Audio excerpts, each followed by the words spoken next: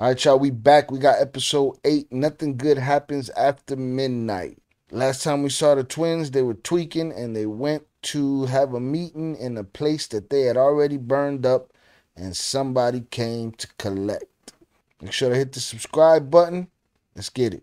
The war started and some people don't get the message. They're kidnapping some of our workers because, you know, they're involved with a certain person that, you know, we're politicking, making calls like, hey, that's our manager. We need him. You need to let him go. Like, whatever it is that was the problem, like, we could work it out later. Those, like, situations every day, like, the stress was, like... During those wars, the only people who die are the soldiers. You know, the bosses ain't going over there doing nothing. And I tell you, man, that's the saddest part about this, that you know, at the end, they fix it with a handshake. And just go back to business. And what about all the people that died? Yeah. Y'all got somebody else kidnapped, snatched up? We never heard the fate of the dude in Chicago that got kidnapped when y'all try to shut everything down and Lupe put an end to that. Because then y'all had your own problems. What happened to dude? Dude just ended up washed up somewhere, huh? I've seen some wild stuff in the strip club, but nothing this crazy. You know what they say? Nothing good ever happens after midnight. In the early hours of the morning, Pete, Jay, Viviana and Val were entertaining associates at a strip club in the island getaway of Punta Mita. But there was something about the dude looking over at them from the bar that didn't feel right. You knew who you were. I remember my brother telling me a couple of times, there's a dude by the bar and he just keeps staring over here. And man, look at all the ass and tits around here and he's staring this way. And I was like, kind of like, I'm already not feeling good. Something about that dude was oddly familiar to Pete. And he kind of like looks over his shoulder at me. And I look and it's this fucking agent. I recognized him as the same agent who knocked on my door and extorted me for the money. There it is. What kind of sense did that make? You promised to do some money. You bounced. Understandable. But why go back, bro? I don't understand that part. It happened so fast that by the time I get up and look at him, like I'm trying to get a better glimpse at him, he was gone. The last time you saw him was? The last time I saw him was on my wedding day. I mean, I'll never forget him. He was like, me and him are staring at each other. And I remember by the time I'm trying to tell my brother, hey, listen, the agent's there. You know, I'm getting up, I'm like, the agent's there. To me, it happened so fast that by the time I did that, I didn't even notice that there was like fucking 40 men. Y'all be super snoozing. That's why he was sitting there staring at you. He already made his calls. He had his boys on their way. Y'all sitting there trying to figure out what's going on. Next thing you know, you surrounded.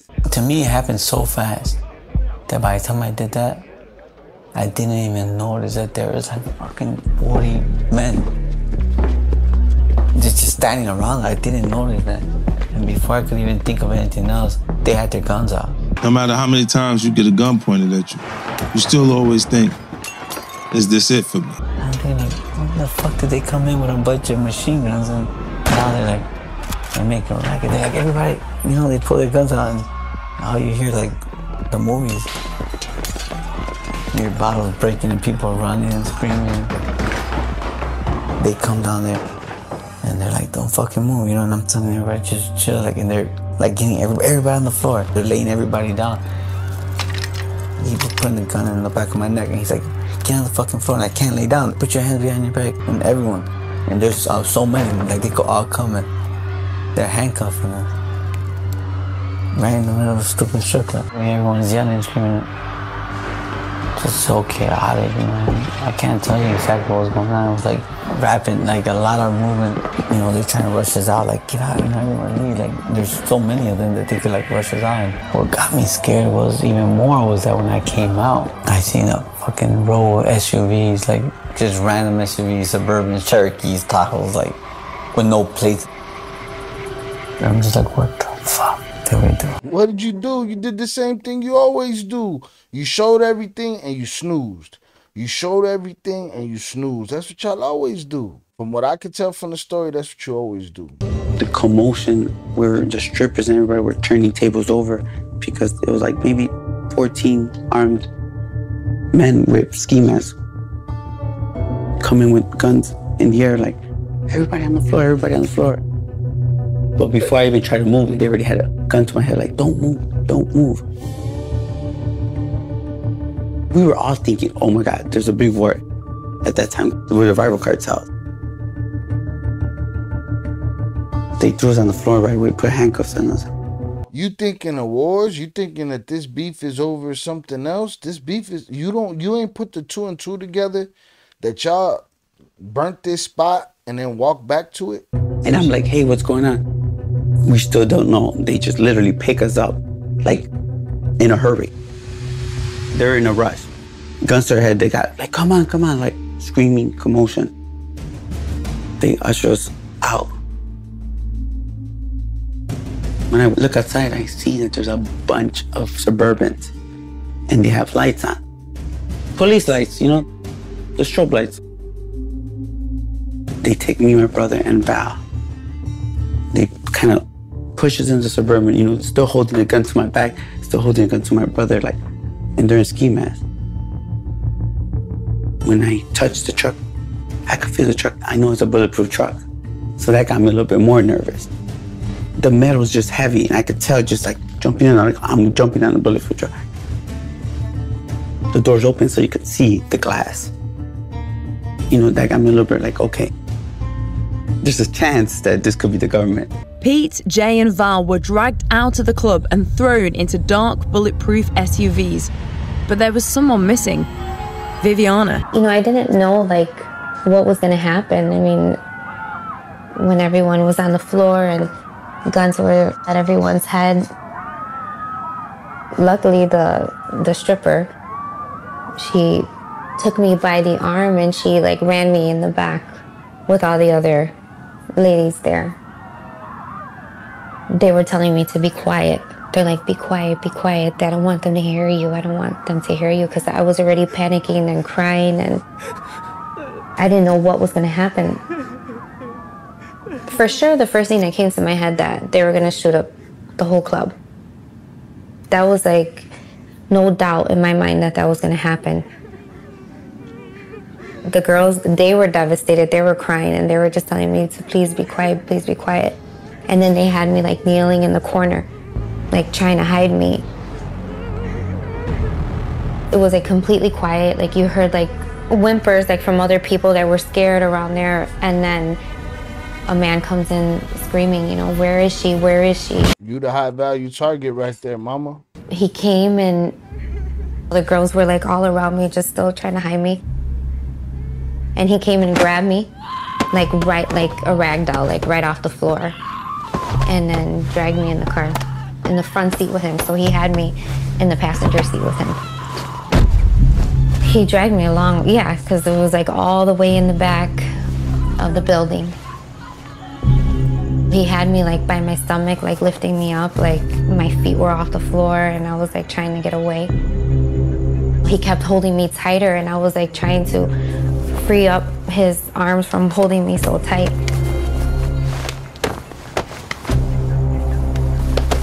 I know I was scratching him and trying to like free myself from his arm. Good luck. And he was a big guy, so I mean, and I'm nothing but 95 pounds. You know, he just had me like a rag doll. So when he threw me in the truck, he kept holding me, and then I was like, if anything, I'm gonna jump out this window. I don't care. He's not gonna drag me. I'm not gonna go with him. You see tons of SUVs, and I'm like, the only thing that can happen to me is that's it. You know, this is the end. I was like kicking the front of the dashboard, just trying to like free myself out the window, and he was like grabbing me, and I was just like, I'm gonna fly out this window and I don't care what happens to me. He was screaming at me. He's like, sit down, sit down, sit down. So he really, really, really took me and like was just holding me with all his might. And you know, he was just holding me by my stomach, and like I felt my ribs like caving in. That's how hard he was holding me in. It was just so many things were going through my head that time. I didn't know what was gonna become of any of us. And I wasn't in the same truck as Peter. So I was even more scared. I didn't have him there. Jay wasn't there, Valerie wasn't there. So I was like, I'm here by myself. So that's why I was like, Charlie, I was like, I'm gonna jump out this fucking window. My fucking heart just broke when I seen them walking out with Viv kicking and screaming, holding and fucking she's fighting with our might and kicking and yelling. And they put her in the SUV and I see her in the front seat of the SUV and they take off like they're putting us in the trucks and like, let's go. I remember that I'm handcuffed and I'm looking like out the window. I could see her like climbing out the window of the front of the truck while it's going 40, 50 miles an hour. She jumping out the window. She wasn't playing no games. She said she was gonna jump out the window. She committed. So horrible. Just thinking the worst. When we were getting ushered into the truck and had been thrown, in the middle of the console, there's a little guy. And he's like, screaming, shouting, All these thoughts are going through my head, like, what's going on? He's like, all right, I got you now, motherfuckers. In English. And I said, huh? He's like, oh, I got you now, motherfuckers. You got fucked. You're going back to the U.S. There's an agent, me, handcuffed, Val, Peter, another agent, and the driver and another agent, right, in the front. I remember him getting on the phone, and I want to say he said Tom. It was an American name, and he's like calling, and I hear him. I'm right next to him. He's like, I got them. I got the Flores twins. Call me back. They sold y'all to the Americans. Instantly, I go into like, no, don't call him. We could fix this. Like, don't call him. There's no room, so I'm kind of leaned over, and I'm talking to the driver, and he's like, he starts talking to me, shut the fuck up with that bullshit. I was saying, let's fix this in Spanish. I'm like, don't call him. There's no room, so I'm kind of leaned over, and I'm talking to the driver, and he's like, he starts talking to me, shut the fuck up with that bullshit. I was saying, let's fix this in Spanish. I'm like, let's fix. Like, we could fix it. Whatever you do, don't take us to the station. We could fix it, I could pay you. And he said, oh yeah, like you fucking paid me, motherfucker. And he takes the mask off. I had never seen him. And I'm like, who are you? And then Pete just see his face. And I looked up here, he said, that's dude. The custom agent that had tried extorting us prior before. From Pete and Viviana's wedding. And I was like, oh shit. But didn't you? Oh, okay. So that was the other brother speaking. I was just going to say, didn't you see him at the bar? But it was Peter that saw him. This is Jay talking. Again, in the first episode, they explained that they weren't going to tell you which twin was talking because they're going back and forth and they sound alike or whatever. Sometimes you need to know for the sake of the story. So this is Jay. Jay didn't recognize that guy. It was Peter that recognized him and saw him sitting at the bar. Okay, it makes more sense now. But yeah, it's the same dude. You didn't pay dude. Peter, you saw Buddy there. You knew the whole time what was happening. So instantly he said, you're going to go back to the fucking U.S. for the rest of your life, motherfuckers.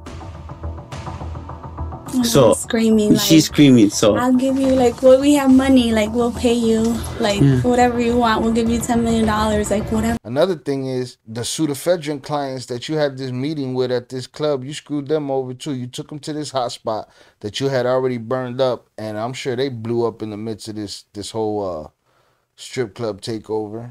So Val was a little bit frightened, wilding, hysterical. She was screaming. It was a lot of commotion. A lot of commotion, yeah. It was a lot of commotion. So my brother, I remember him being a little bit quiet. I started talking to the driver. He's driving. And I started telling him, I could pay you. Listen to me. I could pay you.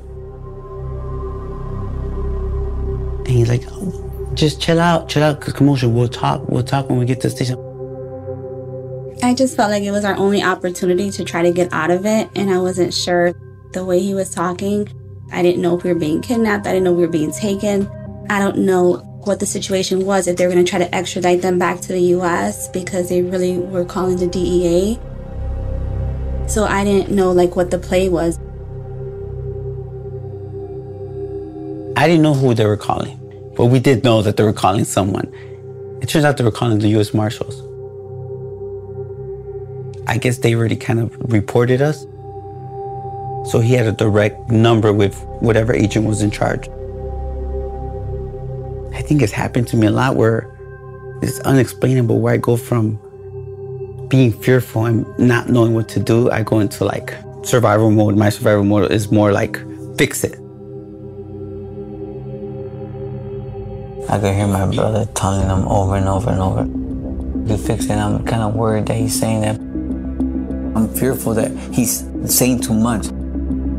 Don't walk us into a bigger problem. You know, because we weren't aware of exactly, you know, who was there. He looking at his brother like, your wife over here offering $10 million, bro. Screaming and shit. Calm her down. But my brother felt confident that he stepped up a little bit and was like demanding that they listen. They were like, shut the fuck up. I remember them telling him, look at kid, like, you can't back up what you're saying, so stop. They drove us around, but you don't understand the relief I felt when I seen them pulling into the police station. Like into the federal police office station. They always felt like that. They always felt like, it seems to me, like their final option, their get out of jail free card was always the feds. A reset button to get out the game. I was like, man, maybe they are real cops. Viv, like she's gonna be okay. Like the girls are gonna be okay. They take us to the station, like the Attorney General's office, but they're like, you know, they're feds, right? They take us to these offices. It's not what you think. They got like couches, like old couches, and a desk. And there's all these agents, like literally, you know, still with AKs, and they don't even search us. They sit us down. It was Vivi, Peter, Val, and me. And the rest of the couches were our associates. Another couches, they're freaking out. They were in another car. They didn't travel with us. They're like pale, like nervous, scared. What's going on? What's going on? I'm just like, really? Like, what's going on? Like, we're in handcuffs. They have guns to us. But that's how y'all sound to me sometimes too. Like, oh, what's going on? Like, really? You don't see what you did that made this happen? Some of them have ski masks. A couple of them take it off. They got bulletproof vests on, geared up radios, but they're in regular clothes. I'm more concentrated on Val and Peter and Vivi. Like, it was like, wow. You're sitting there like, this is gonna be our life. That's it. It's over. It was hard seeing Val. I guess her realizing it too. And Vivi and stuff, like crying, like, you know, I think I was more mad at myself that I put my wife in that situation. And it was taking me a little while to process, but once I started to process what my life was gonna be, yeah, it wasn't a good feeling. And the one thing that was a problem was that period of time, I don't want to exaggerate either, but I want to tell you that I probably owed like $130 million. I had $130 million worth of drugs that I owed to the cartel. You chasing pseudoephedrine and taking people to hot spots for meetings and shit, while you got $130 million in cocaine sitting somewhere, and now you highway to the pokey. So we all know how this is gonna turn out. It's because it's a big process. In order for us to keep our business going in the States, and the way we handled it was that we always wanted to be consistent. It was a supply chain. It was a supply chain that we needed, like, to have drugs in Chicago, have drugs out, have drugs on the way. always on hand. I get it. Handle that business. You going to burn up spots playing Sudafed meth games. That we needed, like, to have drugs in Chicago, have drugs out, have drugs on the way, have drugs in LA, Mexico, on the border. It's a supply chain, and it takes a lot of money. You know, we're thinking of plan B. And the whole time Peter's like, Val, this is who owes us money. And he starts going down the list. And he's like, repeat. So I have to go down the list, and he gave me like 20 names. Okay, this person owes 10 million, this person owes 8 million, this person owes 6 million. Going down the list. And Vivi's distraught. Some way, shape, or form, we got to collect this bread. And I'm just taking it in, and I'm just trying to remember everybody that owes money, because I know at that point that if they don't pay the cartel what they owe them, then they're basically gonna, you know, their family is their insurance. Everybody so if they're not paid, what happens is that the cartel will come kill our whole family. He's saying that to her, and I'm basically giving her like advice, like, do not trust anyone. Call this person, you're gonna say this. Speak them from afar, whatever the case is. Like, giving her those tips. Tell them that we've been locked up just because a lot of people, they don't want to play it debt when they know that. Tell who? Our customers. Their customers, whoever owes money, like, don't tell them that we're locked up, because if that happens, they're not going to want to pay. No, they're going to hold that money. I'm seeing my brother, like, I'm a little bit emotional, like, wow. At that time, I don't even know that you're pregnant, huh? No, I didn't know I was pregnant. I was super emotional. I think I was just trying to process everything.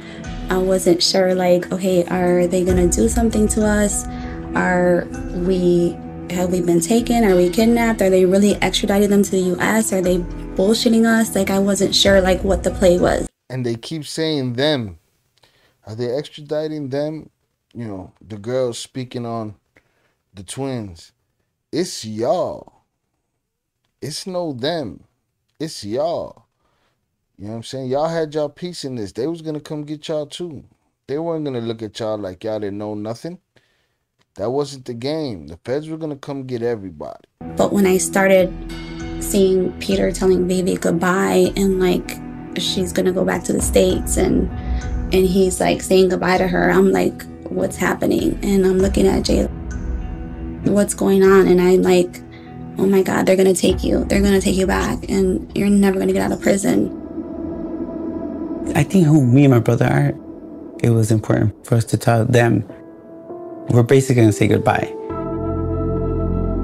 Thinking about prison, we knew it wasn't going to be easy. We know what that life carries, and part of that is your relationship, right? I think in being in that situation, like seeing them and like seeing Val get a little bit emotional, but she's trying to hold it together, still listening, because my brother's in between trying to console Vivi and still like drilling me. Did he see you as that person? Because he wasn't saying that to Vivi, he was saying it to you. He was just drilling it in my head. And I was just like trying to take it all in, and I was still trying to like understand and still talk to Jay, because he's telling me, you know, you're gonna be okay.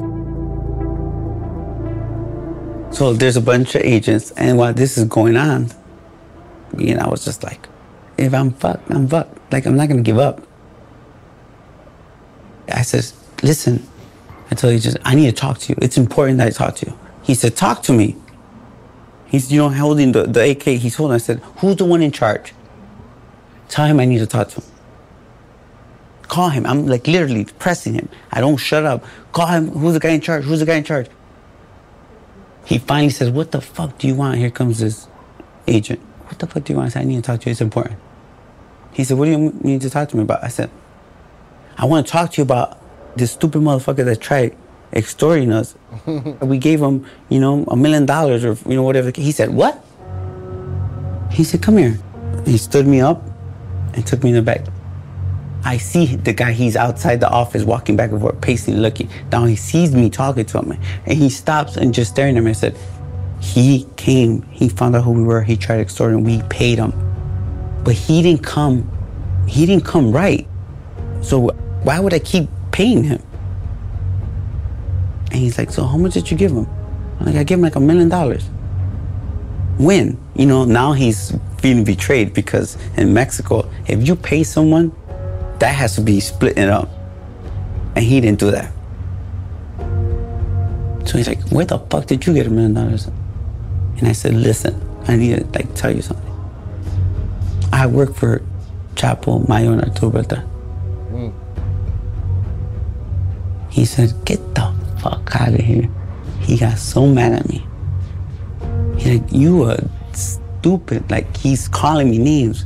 He said, you're like, you stupid motherfucker. You're probably a fucking gangbanger from the US who killed some innocent person. We send people back like you all the time. I said, listen, make the call. Make the call. Tell him that you have the twins. Make the call. He's like, nah. I said, listen, how much do you want? They pulled the Trump card out. The Chapito card right there. Pulled the Chapo card, and now they're going to have them cops at each other's throat over that money. How much do you want? I need you to let us go. And he's like, he's just staring at me. He said, you know what? Go back and sit down. You know, it's in a different room, like down the hallway. So they take me back and they set me back down. And I'm like, hold on. I said, hold on. I'm gonna try to fix this. He's like, bro, spend the time with Val. I'm like, I'm not giving up. I'm not gonna give up. Peter done been in enough basements that he ain't trying to buck back no more. He's done. Now I'm starting to talk to the other agents. I'll pay all of you $1 million. You know, it's one thing for them to be able to walk away, but it's one thing for them to hear $1 million. Like, and they're looking at me like I'm crazy, of course, right? I don't fit the profile of what a narco looks like, so they're not believing. They come get me again. Comes gets me again. He said, okay. He said, how much money do you, if it's like that, how much money do you have? I said, I'll give you $1 million. It's not gonna work that way, he said. Just to clarify, the he you're talking to and negotiating is, I guess, the guy in charge of the agents. So he takes me to the back, like, how much money do you have? And I'm kind of telling him, I'll pay you $1 million. Let me go, you know. It kind of went from $1 million to 3 to 5. So I said, listen, man, how much do you want? I'll give you $10 million, but you have to let me go. He's like, you think I'm stupid? You're telling me $10 million? I'm like, listen, I'm going to tell you something. I'm the biggest drug distributor for the Sinaloa cartel. And he said, you got to stop bullshitting me. And I said, I'm not bullshitting you. You need to do the handshake with him and some shit. They told me I was crazy. Shut the fuck up. You know, I kept insisting, like, I'm the biggest distributor. I owe them more money than your life is worth. Absolute fact. Than that whole building's worth. That whole building full of agents and everything that they're worth and everything their families are worth. Those were my threats, son. Think about what I'm telling you. Whatever happens to me, you're responsible for. I said, make the call.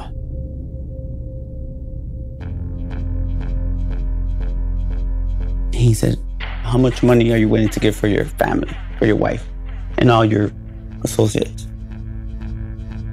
You got $10 million for them? Listen, you have no way out. They drive a hard bargain, boy. Instead of taking the $10 million and splitting it up, they're like 10 per head. They're coming for you, the U.S. Marshals. I said, how much do you want? He said, I want $1 million for them. And you have to get it to me. I was more worried about, you know, as I was opening my mouth, I'm giving them more information. Absolutely. Which is kind of could be used against me, not in the court of law, in the criminal world, like. And I said, I need to make the phone call. He kind of thought twice. And he said, let me ask you a question. If you're so important, like you said you are, why didn't you check in? I explained to him, I said, I didn't check in with you because I didn't want to burn myself out. You was already burnt there. I didn't check in with you because I didn't want to burn myself out.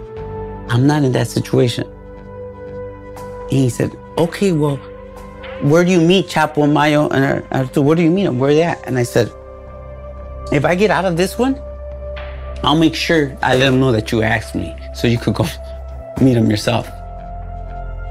And he was like, who else do you know? I didn't think about that at that time. I'm like, wow, who's there? I said, I know everyone. Everyone who's important. The problem is that when you're in the situation I'm in, I know all the bosses, which probably most most of the public knows if you're a nobody. Right. It's not like he's telling them anything they don't know already. Everybody know who the bosses are. You drop a boss name, everybody knows their name. But these dudes are actually plugged. They have their phone numbers. They don't have the guy third from the bottom. So I had to sit there and just think. I said, hold on, give me a second. Let me think. I start saying names. It hit me. I said, I know who's in charge here. He said, who? I said, Mencho. That got their attention. He said, you know Mencho? I said, I don't know him, but he knows me. Call. But they're not looking at me the same anymore. They're looking at me a little bit frightened, a little bit scared. That kind of gave me a little bit more of a, confidence. Call Mencho, I'm telling him. Now my voice changes. Make the call. They're like, go sit down. He pulled the trump card on their ass. Yeah, that's funny. He's throwing information in the air. He said he wasn't going to quit. He's trying to talk his way out of there. Hit him with the trump card. I'm that dude. Make the call. They're like, go sit down.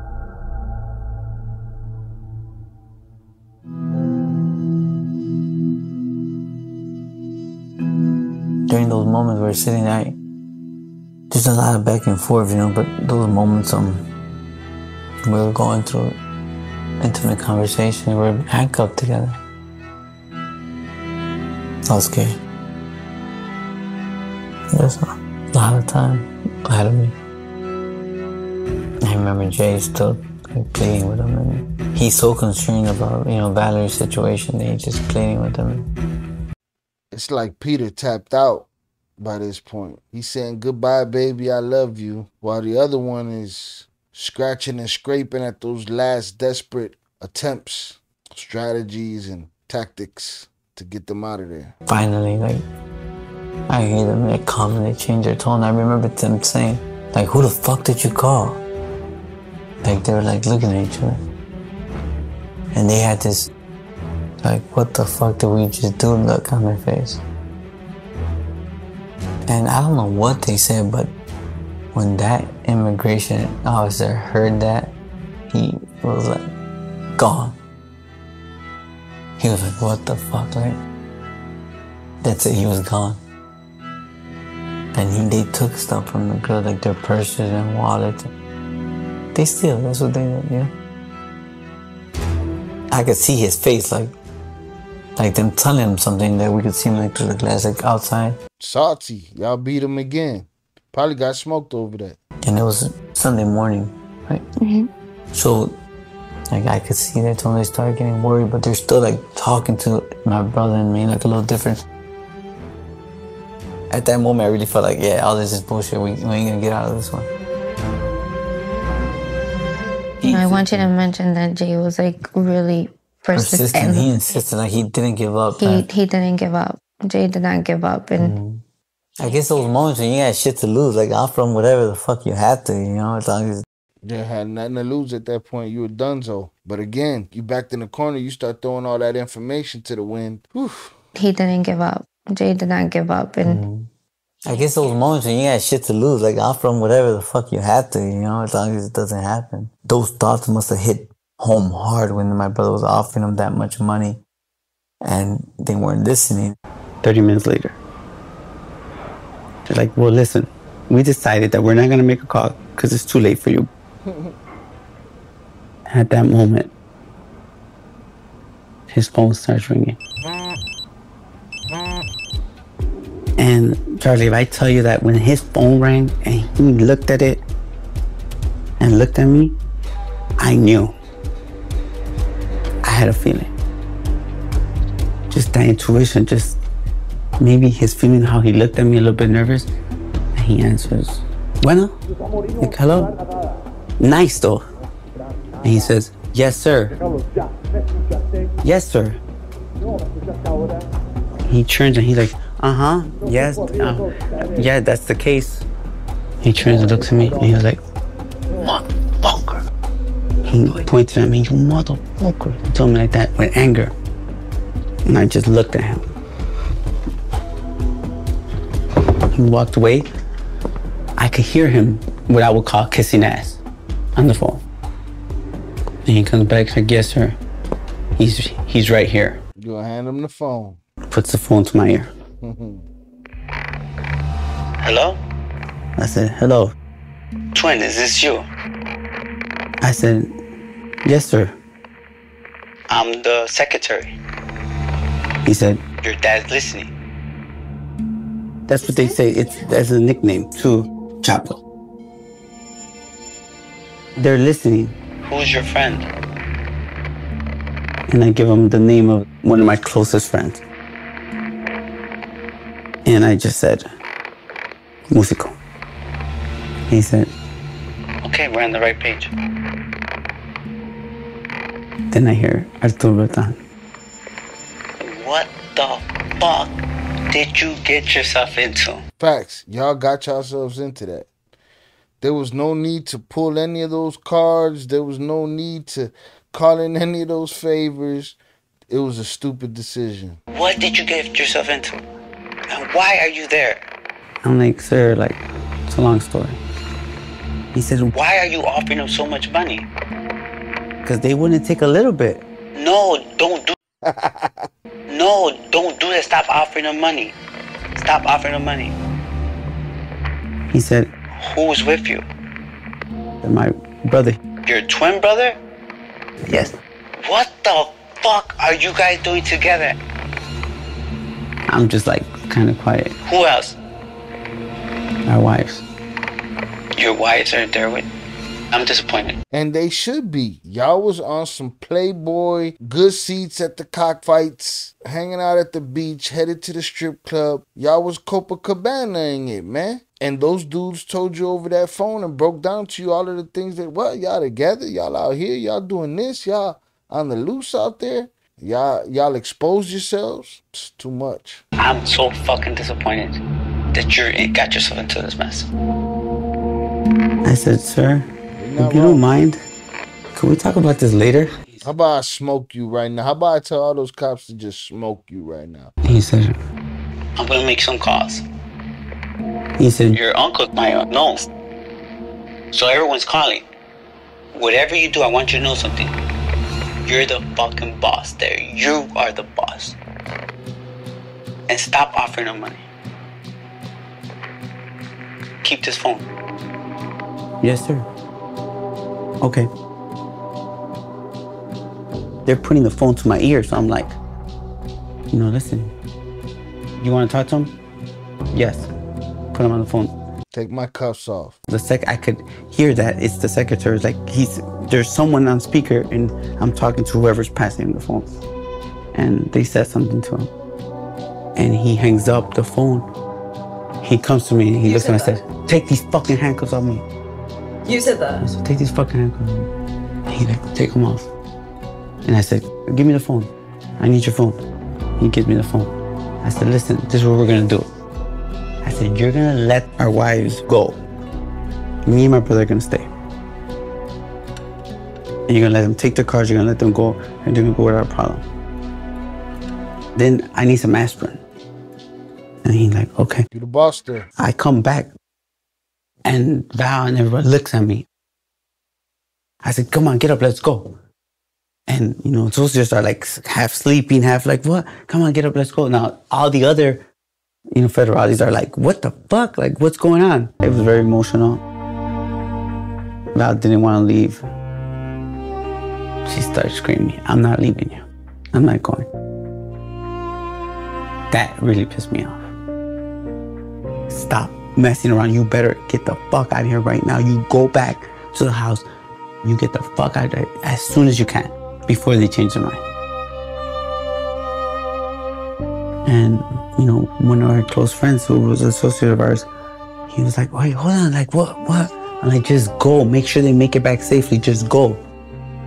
And he was like, man, G, I don't want to leave you. It's not up to you. It's not your cheese. And my brother was like, what? Like, Peter's confused, like, what's going on? It was hard saying goodbye to him. Again. I felt like I said goodbye to him too many times, and every time it was like a real moment of who knows what's gonna happen. And it's weird because like if this was Hollywood, you can't keep saying the same thing. You're not gonna say goodbye 10 times. Since this is real life and this is our life. We said it plenty of times, and it was for real life and death situations. I feel like we didn't have to say much. I think it was more emotional. And I just said, just be careful. Remember, just don't trust nobody. It's like college friends. It's like, okay. One of the most emotional hugs ever, and kind of saying goodbye. Because you just don't know what's going to happen. It's an eerie feeling. You're saying goodbye for a good reason. And this might be it.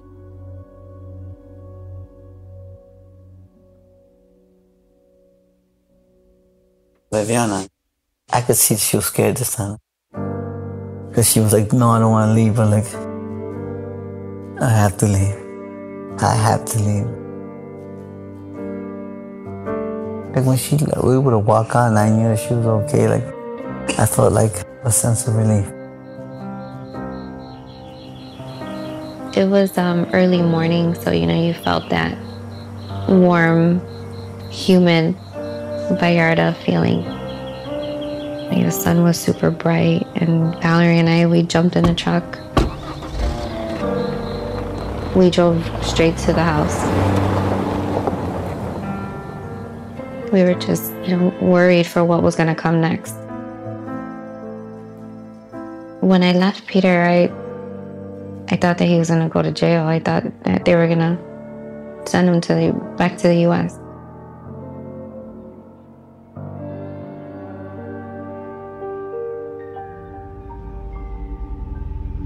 They brought me my aspirin with some water.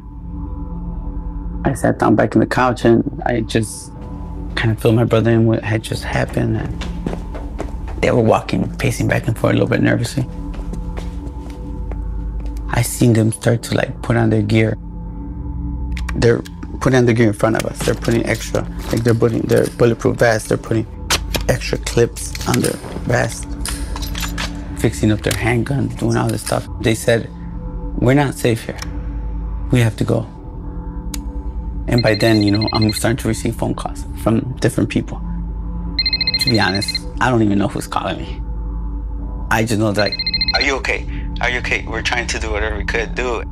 At one point, I get a call from one of the lieutenants from my side of the organization, and they told me that one of the top lieutenants, who was a business associate of ours, was getting a plane ready with $5 million as a bribe.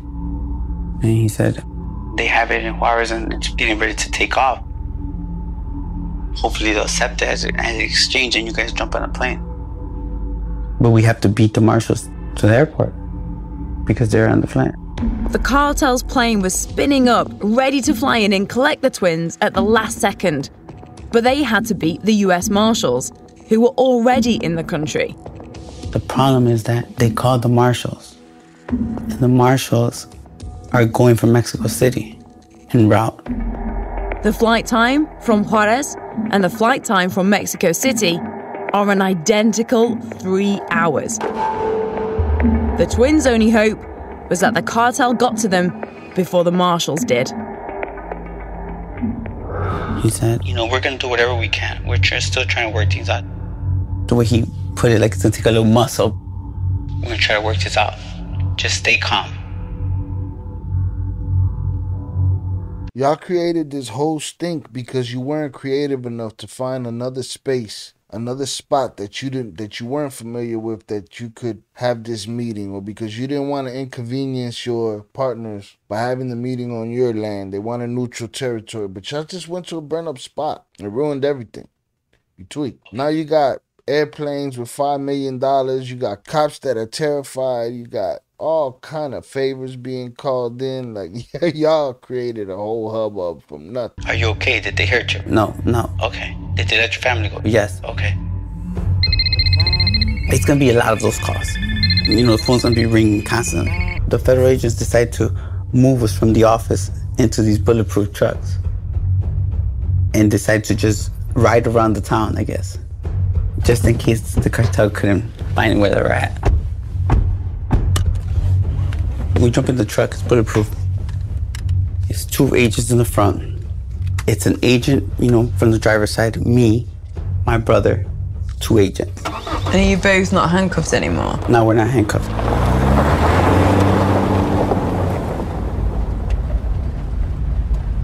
I have the phone. We're emotional at times. Like, I could see my brother. He's quiet.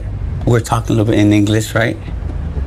Not loud, but I'm kind of just updating him as the phone rings. We start driving around more into like lower class neighborhoods. And I'm listening to them have conversations. And in between, my brother's talking to them. We used to live here. Recapping the story about what happened with the customs agent. Just trying to make them understand why we didn't get to that point where we were calling him or reporting with him. I get a call. It's Musico, one of the top lieutenants. And he's like, I need to talk to you. It's gonna be important. He said, it's not gonna happen. It's not gonna happen, and everybody called for you. Listen, I'm calling you because my dad said that they got like 80 or 100 men ready to come get you and your brother. But we're gonna leave that decision for you and your brother because there's a chance that you might not make it out alive if we go get you. They sending the kill squad in to save the day. Whatever you decide, we're gonna support. But if you wanna know what I think, you're gonna spend the rest of your life in prison anyway.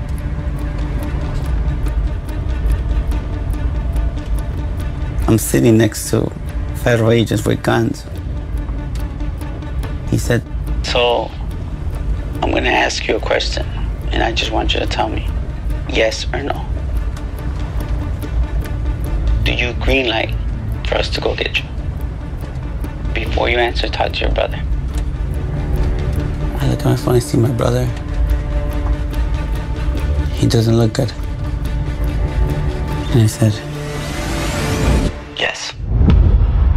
Made the decision for him. It seems like those kidnappings took a whole lot out of Peter. Or maybe that just wasn't his character. Jay seems like the one that'll do that. Because would Peter have ever made the decision for him? Probably not. All right, we're getting into the shit.